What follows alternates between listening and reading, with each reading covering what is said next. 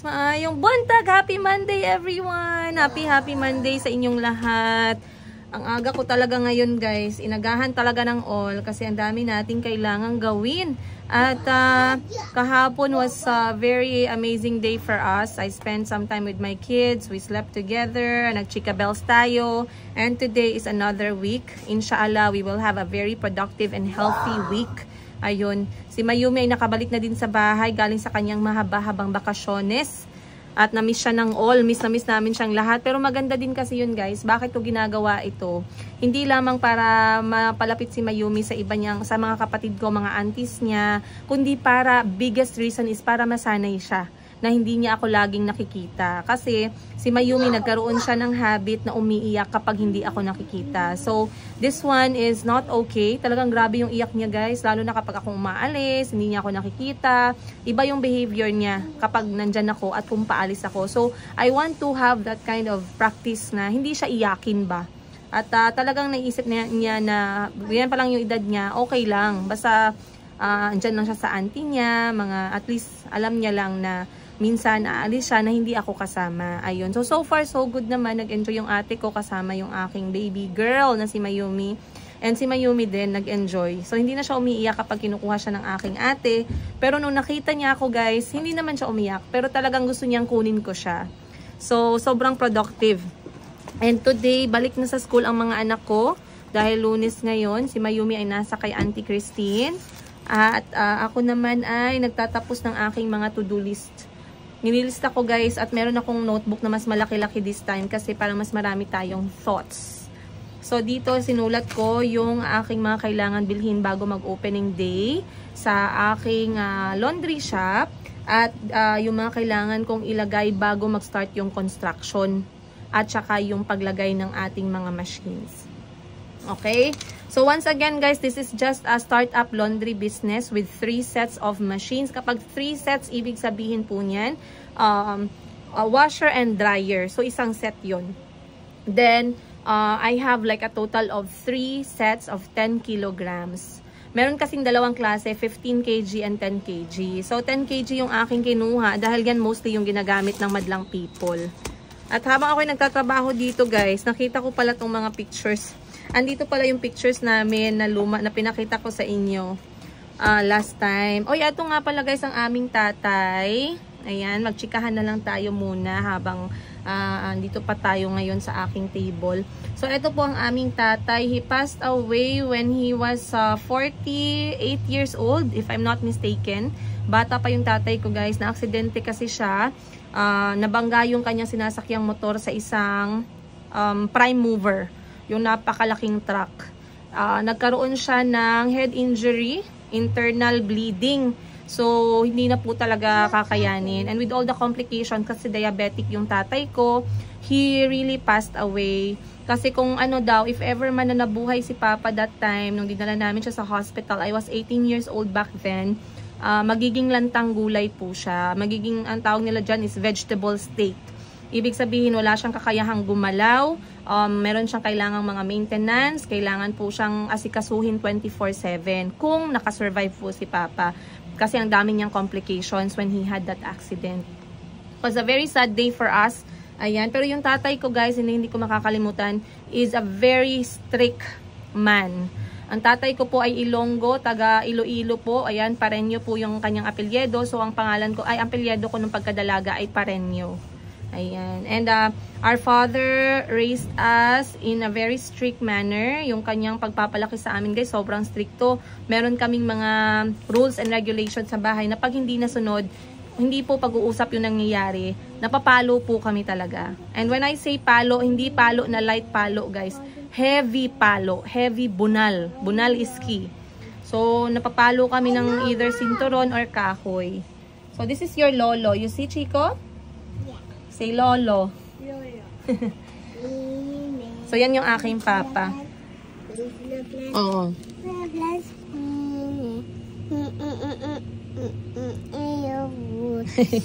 So, titingnan natin ano pang nandito guys para machikahan ko kayo. Oh, etong picture na to naman, eto ang picture ng pagkalibing kay Papa before the libing pala. Ayan. Yung kapatid ko dito, yung police na ngayon, police na ngayon, graduate na as police ngayon, ayan po siya, bunsong kapatid namin na lalaki. Then yung kapatid namin na lalaki na nasa Cebu ngayon as real estate agent. So bata pa talaga sila guys, nung nawala yung aming tatay. At talagang lagi silang nagtatanong, kailangan na daw magising ni Papa. Hindi nila naintindihan na si Papa ay wala na talaga that time. So very sad moment, pero meron naman silang memories. Kasi si Papa, bakit kami umabot ng 8? Kasi yung tatay namin gustong-gusto magkaroon ng lalaki. Ngayon alam ko marami sa inyo dyan nakarelate. Comment naman kayo down below. Bakit kayo dumami sa pamilya ninyo? Kasi either naghahanap ng babae o naghahanap ng lalaki yung magulang natin. So kami, 6 kaming babae straight. Si Madam Sheena, si Madam Tets, ako yung ikatatlo, followed by Madam Ten Gives, followed by Boss Jean, followed by Madam Bibi, yung may-ari ng Ukay-Ukay. Then nandyan si Freebie, yung aming real estate agent sa Cebu. And lastly, si James Keith, yung aming gagraduate ng criminology, inshallah, ngayong taon. So, umabot kami ng 8 talaga, guys. Kasi imagine having 6 girls straight. Hindi talaga po nagtigil yung tatay ko hanggang sa hindi siya nagkaroon ng lalaki. At alam nyo ba guys, etong tatay ko po ay isang hindi naman chain smoker, pero he smokes. He smokes ang mga pasalubong sa kanya ng mga barkada niya dati, sigarilyo. Pero nung nagkaroon kami ng kapatid na lalaki, unang-una na nanganak si mama ng lalaki, iniwan ni Papa lahat yung kanyang bisyo. Iniwan niya yung pag-inom, iniwan niya po yung kanyang pag-sigarilyo. So kapag ngayon, lagi ko sinasabihan itong mga kapatid ko na si Papa iniwan yung bisyo niya dahil ayaw niya na matulad kayo or magkaroon kayo ng ganong bisyo, dapat kayo ay wag magbisyo sa katawan ninyo kasi nakakasira talaga. And I don't know lang kung effective ba yung sinabi ko, pero sana effective. And I have here, etong picture ko naman. Parang tingin ko guys, ako ay, huwag na natin tanggalin sa plastic. Pero sa tingin ko ako dito ay, parang 12 years old. 12 years old ako nito. Uy, alhamdulillah, umabot tayo ng 35 years old 13 years later. Pero kita niyo yung hair ko guys. Lagang palmolive yan. Eto naman, Lolo. Lolo had accident man. Lolo died. No? He did not wear his helmet when he was riding a motorcycle. So he had accident. Then eto si Madam Bibi. Nung uso pa ang very high ponytail. At eto naman si Madam Ten Gives. Sobrang payat ni Madam Ten Gives at ang galing niyang sumayaw guys. I believe parang 10 years old siya dito. So sa aming magkakapatid, siya po yung pinaka may light na skin or maputing balat na kuha niya sa side ng mama namin. Lolo, you can play with this one. Oh, you can play with this. It's an alcohol. You can spray in your hand. Okay? Nakuha niya yung balat sa side ng mama ko. So eto naman si mama. Alam niyo yung nanay namin, lumalaki kami guys, sobrang kikay niya. Tingnan niyo yung kanyang yung kanyang sandal. Kung sino po yung matapunan niyan, nung mga panahon na yun, good luck na lang talaga sa inyo. Pero yung nanay namin, kahit 8 na kaming pinanganak niya guys, hindi po talaga siya tumaba. Ganyan lang yung katawan niya forevermore. Then, si Madam Ten Gives, gumraduate siya ng grade 6. Ayan. May paregalo yung nanay namin. Oh. He had accident man when he was driving. Ayan si mama. Kapatid ko. Wala na ako masyadong picture ba dito? Okay, hanapin natin guys ha. Eto. Okay, yeah, it can stand. You go play with it. You play with it there. No? Like this, oh. You press here. So, eto naman guys. Etong picture naman na to, naaalala ko sa elementary school. Ngayon, ako dito parang grade 5. Grade 5. You just press this one, oh. This one, oh. Press this one, oh. Ay, hala. You see? Hala, spray sa mata. Sorry po. Painful? Sorry po. I'm sorry. Hand lang, like that lang, oh. Sorry na, sorry. Sorry po. Okay. Okay na. Ayan. So, eto guys, picture naming magkakapatid. Isang paaralan lang kami. Ito ay the Jangas Heights Elementary School. Ang dami kong memories guys growing up na hindi ko makakalimutan. Kasi si mama, gustong-gusto ni mama na lagi kaming merong honor. At ayaw niya ng ano guys, perfectionist yung nanay ko way back then. Ayaw niya ng salutatorian, gusto niya valedictorian. Ako alam ko sa sarili ko, hindi po talaga ako book smart. And though hindi ako book smart, bata pa lang ako guys, before ako mag-12, yung mga elementary moments ko pa lang, alam ko na sa sarili ko na malakas yung loob ko. Kasi parang ano ba, parang hindi naman ako yung klase ng babae na girly way back then. Pero kapag namimili ng mga damit, pinapapili kami ng damit, ayoko nga yung mga dress. Pero si mama, lagi niyang pinapapili sa amin mga dress, mga pink, maraming lace, ang kati sa katawan, guys. Tapos, kapag meron kaming medalya before sa elementary, talagang suot namin yan the whole day. Tapos kapag next graduation, dala ulit ng nanay namin lahat ng medal kasi susuot namin ulit.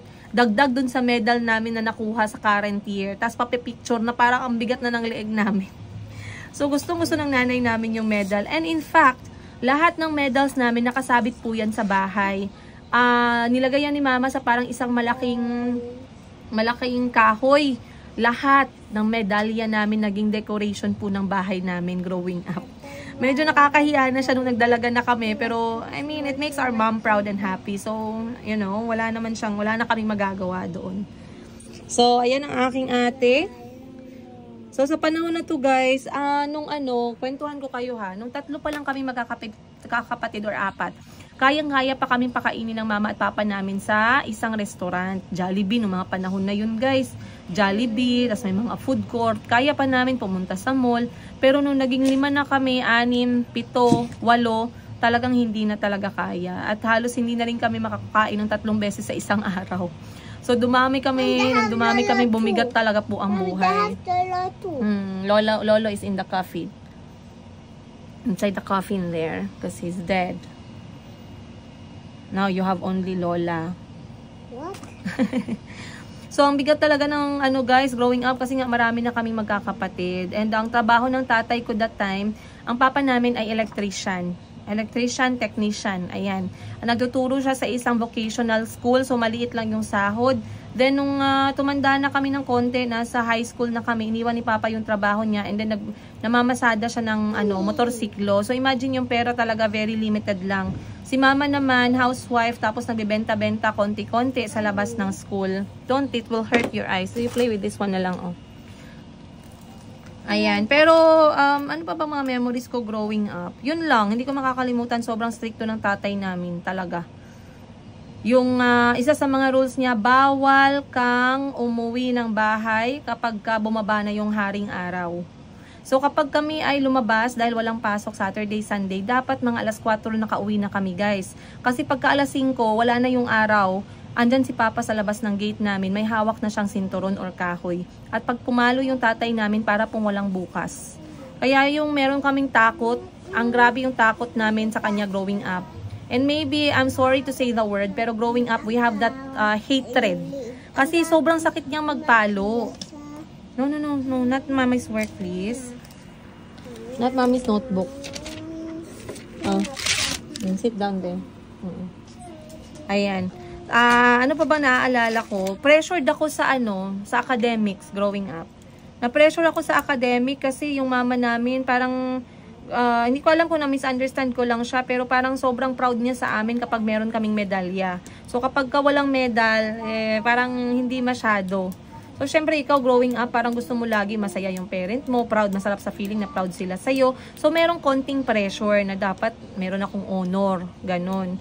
At dahil ako po ay scholar ako ng isang private organization, talagang kailangan kong pagbutihan para lagi nila akong suportahan sa pag-aaral. Kasi alam ko, aware ako na mahirap kami growing up. Do I have a lot of memories with my siblings? Wala masyado. Si Madam Ten Gives, lagi po siyang pumupunta dun sa bahay ng kapatid ng mama ko. Kasi dun po siya lagi pinapastay. Si Madam Bibi, ganun din, sa kapatid din ng aking mama. Si Madam Sheena naman, maaga pa siyang nag-working student. Hindi kami masyado nagkakasama. So, I believe yung memory ko lang talaga masyado is kay Madam Tets. Medyo nagkasama kami ni Madam Tets. Si Madam Ten Gives din naman. Pero, yung closeness namin, guys, na hindi siya nag-start nung mga bata pa kami. Wala kami masyadong memories. Wala masyado. Pero yung closeness namin na-build siya when we were already matured.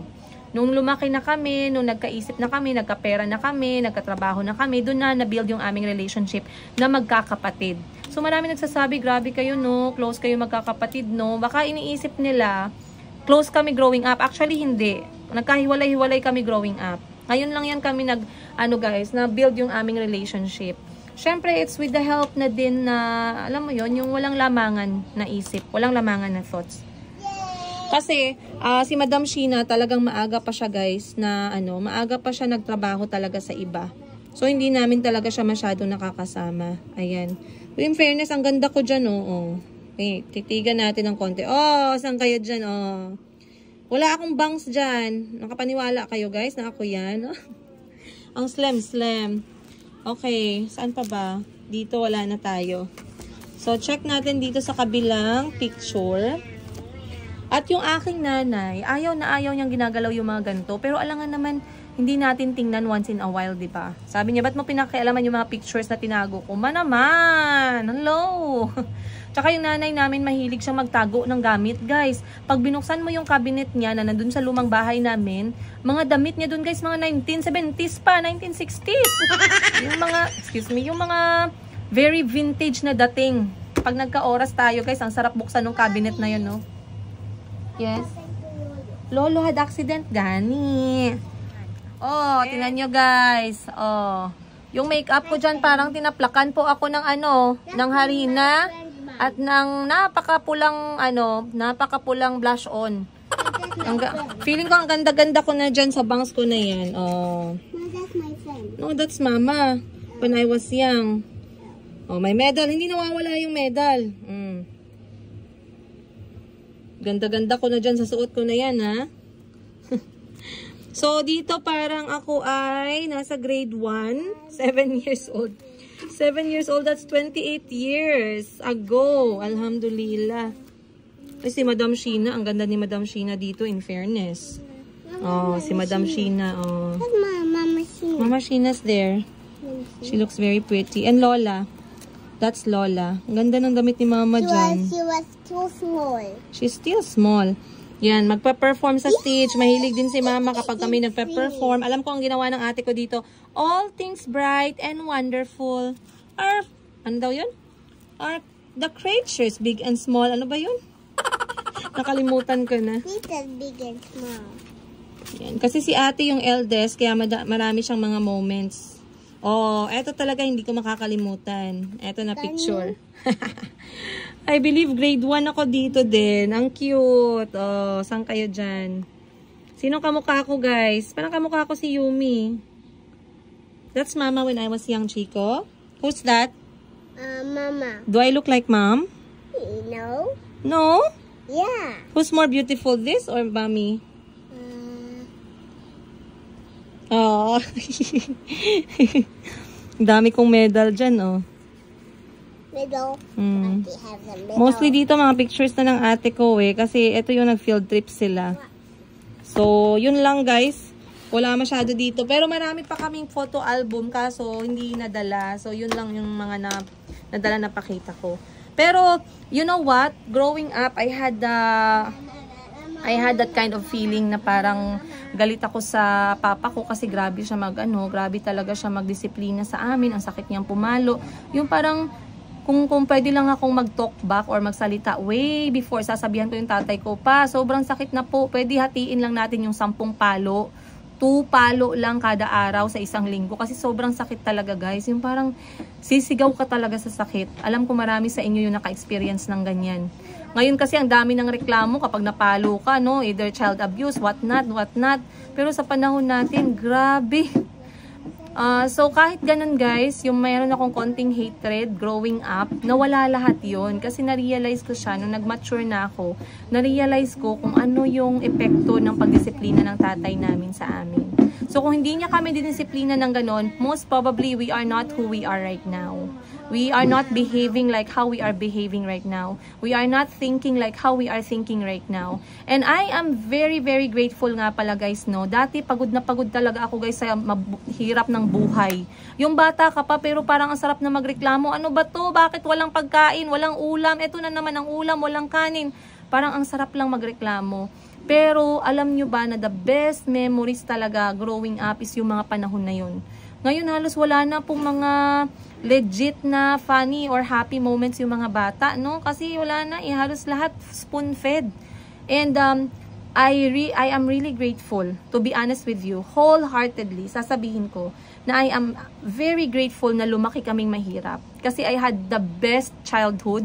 I have the most amazing memories, playing simple games, working at a young age, doing things na hindi ginagawa ng ibang bata, pero sobrang saya. Kasi alam nyo guys, dati, 8 kaming magkakapatid. Most of the time, marami kaming panahon na gutom. Ngayon, ang bahay namin, ang katabi ay malaking sementeryo. Sementeryo po ng mga mayamang tao. Ngayon, dalaga na ako guys. I believe I was 12 or 13.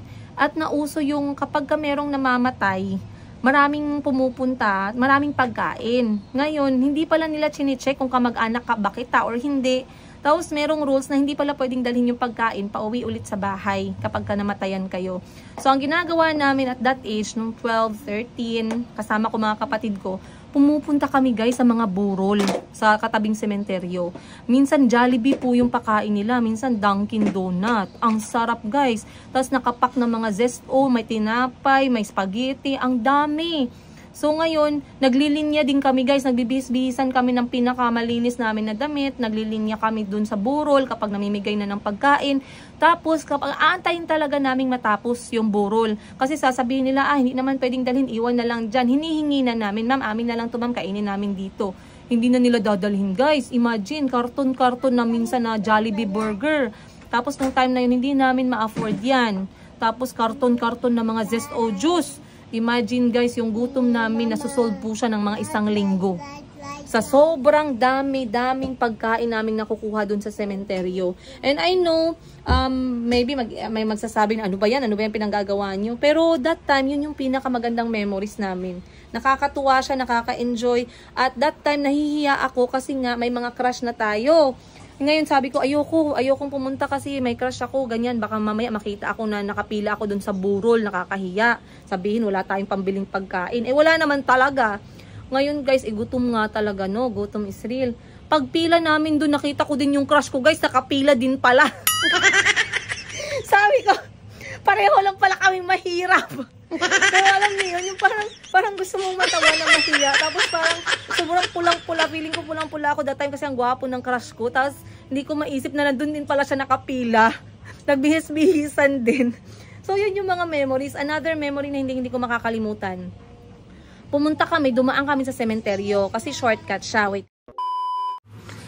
Yung isang kwento na hindi ko makakalimutan. Dumaan kami sa sementeryo guys. Ngayon merong bagong dumating. Binisita nila yung kanilang libing doon. Ngayon, ang dala nila guys, mga karton na Dunkin Donut. Hindi namin ma-afford that time yung Dunkin Donut, lalo na yung mga, yung matawag ng maliit, Munchkin. Yung Munchkin na choco butternut, yung orange, ang sarap niyan way back guys. Wala talaga kaming pambili niyan. Ang dala nila guys, carton na ganon, kaya doon nila kainin and then iiwan nila sa patay. Ngayon, inantay talaga namin umalis sila hanggang sa naiwan nila yung, syempre iwan nila yung mga boxes ng mga Dunkin. Tapos guys, inantay namin. Sabi ko, kukunin ko pag nakaalis sila. Mamaya guys, meron pala kaming kakumpetensya kasi sa medyo sa unahan merong aso. Yung aso gusto niya ding lantakan kung ano yung naiwan. Gusto din namin. Kaya nagkaano kami ng aso na tinakot namin yung aso. In the end, kami yung masaya. Dala namin yung isang box ng Munchkin at saka Dunkin.